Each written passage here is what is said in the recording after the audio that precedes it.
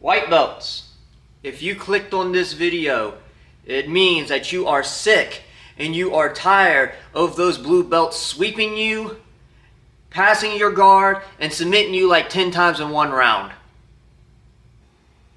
Yeah, I used to be a white belt too. That used to happen to me all the time. Today I'm going to show you how you can go from sucky white belt jiu-jitsu to this. Honey, can I get another acai bowl? Os. Okay, maybe not exactly like that, because that was a little over the top. Let's just pretend that never happened. Ready, fight.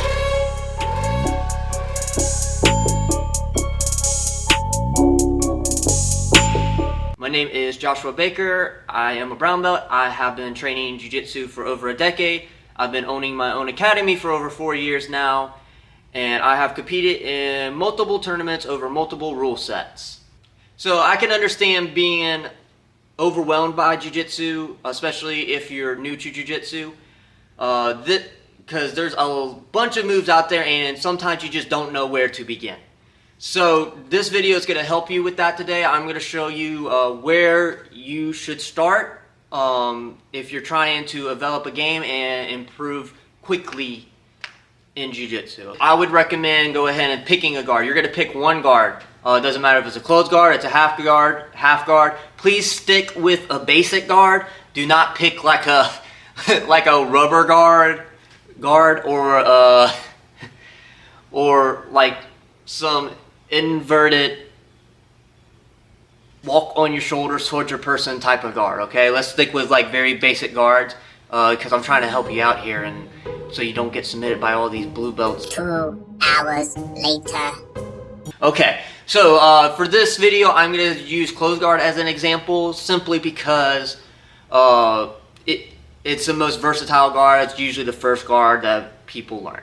Okay, so we're just going to use that for an example today. Okay, so you pick closed guard. Okay, that you're going to practice guard retention. That's just the first thing you need to learn. Okay, so what is guard retention? Guard retention is whenever you are holding somebody in one position for long periods of time. So you're learning to be able to control somebody. Which is very important, especially if you want to be able to advance your position.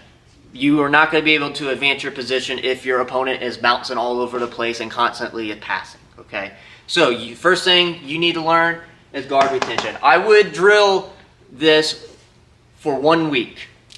Okay, maybe 2 weeks, but we're just going to say 1 week for right now. Okay, 1 week.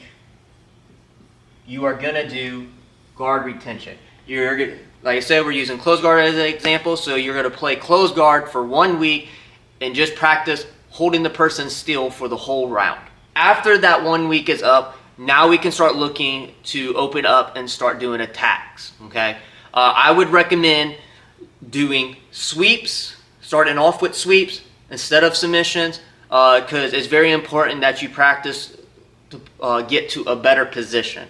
Okay, preferably majority of your sweeps is going to either allow you to land in mount or side control, which is our far better position than just staying in closed guard and trying to hunt for submissions the whole time.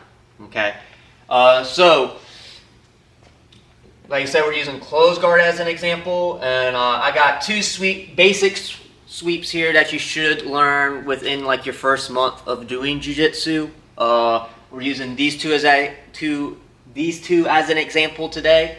So we got a scissor sweep and a hip bump sweep. Okay.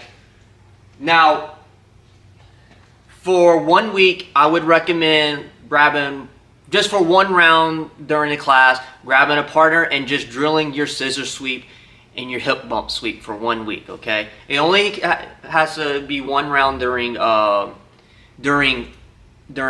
your rolls. There's always that one guy in the gym that's always happy to drill with you.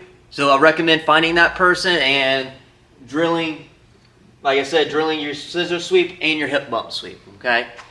Now the next 2 weeks after that, now you're going to start trying to hit these sweeps in a live roll.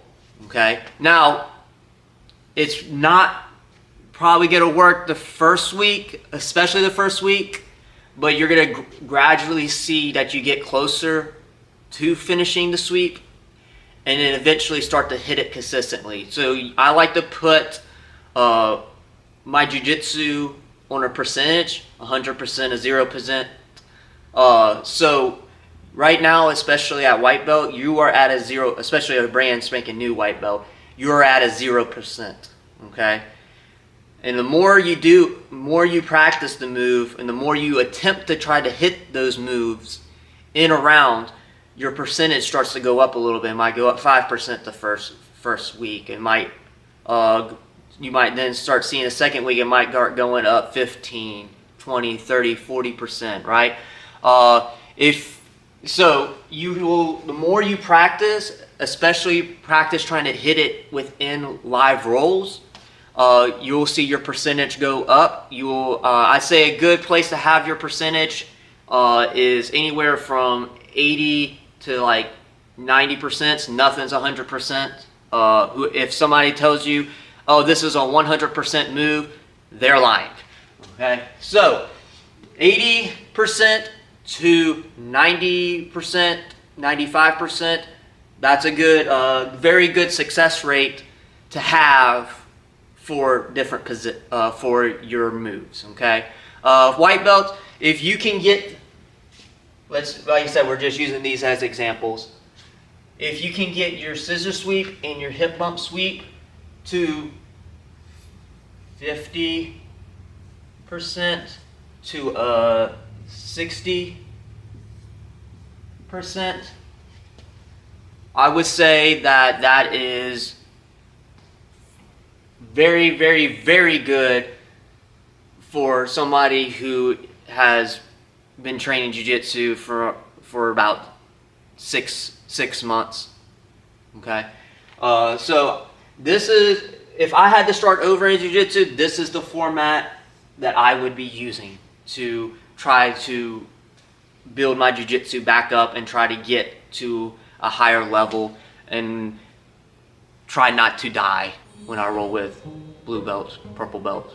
If you found this video helpful, please hit that like button. Also consider subscribing, because I really like helping people improve in jiu-jitsu, and I like posting content like this. So I would recommend subscribing so you can level up your game and not get beat up by that dirty blue belt.